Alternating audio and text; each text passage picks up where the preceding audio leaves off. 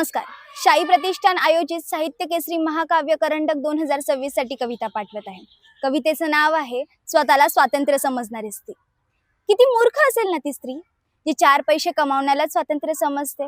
रोज पहाटे उठून सारं घर ती स्वतःच आवरते. बरोबरीने करशील का रे तू हे त्याला न विचारता नवऱ्यांचं मुलांचं साऱ्यांचं करते. किती मूर्ख असेल ना ती स्त्री जी 4 पैसे कमावण्याला स्वातंत्र्य समजते.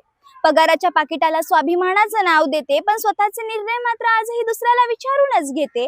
4 भिंतीतून बाहेर पडली म्हणून स्वतःला मुक्त म्हणवते, पण आजही रंग रूप वजनासाठी समाजाने बांधून दिलेल्या साच्यातच ढळण्याचा प्रयत्न करते. किती मूर्ख असेल ना ती स्त्री जी 4 पैसे कमावण्याला स्वातंत्र्य समजते.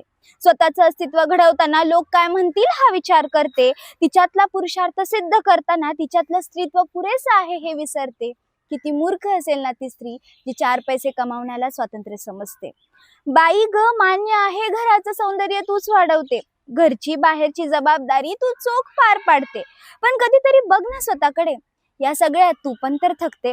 बोलून बघ कधीतरी, आज माझा निर्णय मी स्वतःच घेते.